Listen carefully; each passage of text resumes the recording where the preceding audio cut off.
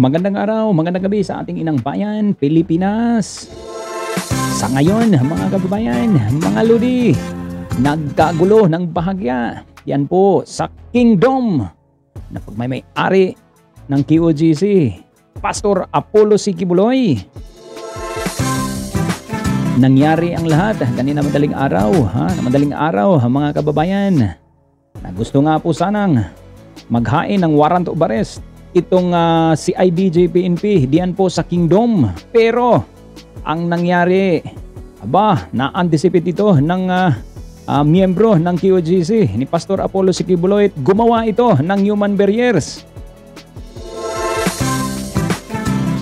Ayaw nila papasukin ang PNP, si IDJ diyan po sa compound. Ngunit sa kalaunan naman po ay nagtagumpay pa rin ang CIDG PNP. Ngunit sa kabila po ng lahat, walang Pastor Apollo Quiboloy ang nagpakita po riyan. Ating panoorin ang ilang mga video ganap nga po diyan sa Kingdom. May barrier po sila diyan at dito ay isang fire truck biglang sumugod. Itong supporter or miyembro ng QOGC ni Pastor Apollo C. Quiboloy. Ang SWAT dito, papatupad pa rin ng maximum tolerance. Kahit na ito ay talagang nilalabanan. Kitang-kita po diyan mga kapatid na mahahabang armas at ready to engage kung kinakailangan. Pero hindi po pwede dahil ang kanilang nakakaharap dito ay taong bayan. Ika nga, member of QOGC. At dito, dahil walang mga armas, hindi nila pwedeng gagamitan din po ng armas dito. Maximum tolerance. Tingnan po natin. Punong-puno po diyan ng human barrier, mga barikada. Paano naman po ay talagang hindi magkaroon ng tensyon kung ganyan. At maganda lahat na ipatupad pa rin ng maayos ng PNP CIDG do. Kita natin mga uniform personnel, umaakyat yan pero pilit tinutulak ng mga miyembro ni Quiboloy. May dalang pamalo kayong iba, pagamad. Talagang hirap ang PNP dito dahil sa kanilang tungkulin. Pilit nilang pasukin ito at maisog ang warrant of arrest. Pero sa kalaunan po diyan, nung umaga na ay wala naman pong magawa na itong miyembro ni Quiboloy na nasa gumawa ng mga barikada. Bakit anya? Ang sabi ng mga miyembro dito, base dun sa interview, ay hindi naman daw po sila mga arrogante dito. Ay hindi naman lumalaban ang kanilang mga kapatiran, kanilang puwersa bilang isang miyembro ng QOGC ni Pastor Apollo C. Quiboloy. Alaunan, nagtagumpay pa rin ang CIDG PNP. Wow, sana all. Yan po ang private jet ni Pastor Apollo C. Quiboloy. Kitang-kita nyo naman po at may dalawang chopper po yan sa loob. Nakapasok din naman ang CIDG PNP po diyan.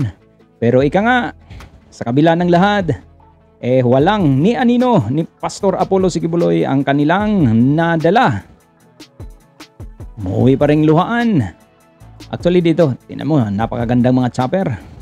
And even sa mga magagandang sasakyan ay napakagagara ng mga sasakyan na andyan po nakaparada. Ito po ang view nung umaga na ay talagang pilit pa rin. Pilit pa rin nila talagang umano po diyan magbarikada at hindi nila papasukin ang CIDJ. Pero nagtatagumpay pa rin po. At as per nga po dito sa PNP, CIDJ ay meron silang mga nahuhuli na napusasan nila ng plastic handcuff na ano sila na nahuli naman kahit papano. Pero sa kabutihang palad wala naman pong humantong man dito sa suntukan or ano pa man. Itong si Pastor Apollo C. Quiboloy ay mula nung pagtakas po dito ay hindi na po ito nagpakita. Kaya na-declare siyang fugitive dito ng gobyerno na hanggang ngayon ay talaga namang nagtatago pa din. Gustong papanagutin ng batas. Ang may takas ika nga ng batas ay kailangang ulihit papanagutin. Pero magpasa hanggang ngayon, wala ni aninong Quiboloy ang nagpakita rito. Bagos ang kanyang mga miyembro ay talagang handang makipag tuligsaan diyan. Grabe ang sisiw na ngayon ang magtatanggol sa inahin, hindi ang inahin para sa sisiw. Bakit kailangan pa? Bakit kailangan pa na magbarikada at sa kalaunan na may magtatagumpay pa rin kahit papano ang pwersa ng gobyerno? O na-serve nga nila yan ng matagumpay, ngunit walang ni anino man ni Kibuloy ang nagpakita po riyan. So kahit papano napasok nila ang kingdom pagmamayari ng QOGC. At alam naman po natin na ang founder dito ay si Pastor Apollo si Kibuloy, na magpasa hanggang ngayon ay hindi pa rin nakikita o nasisilayan man ng taong bayan. Ang purpose dito ng gobyerno kung bakit maraming pinapadala ditong tropa, dahil nga po kung ating natatandaan itong si Pastor Apollo si Kibuloy itong QOGC ay nag-surrender ng maraming mga baril po, mga high-powered gun po yan, dahil kilala naman po itong founder ng QOGC na si Kibuloy is a gun collector. So hindi po to basta-basta. Dito basta-basta. Mamaya nagdi-distribute na pala ng baril diyan sa kanyang mga miyembro at lumalaban. So kailangan maraming puwersa ng pamahalaan ng naandyan. Pero ang kanilang kasagutan or kanilang nasabi naman, lalo ng kanilang mga spokesperson diyan, ay para bagang napakarami ang pinadala para sa kanila. Hindi naman daw sila arrogant at lalaban. Hindi nila naintindihan na kanilang leader ay isang gun collector. So maraming baril po ito.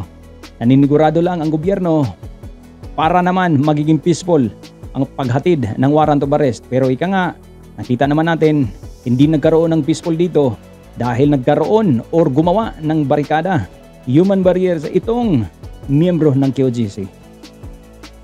Mahirap talaga pagka ang iyong leader ay maraming baril, talaga naman tatambakan ka ng puwersa ng pamahalaan. Mabuhay ang Pilipinas, mabuhay mga Pilipino, mabuhay ang ating mga OFWs around the globe.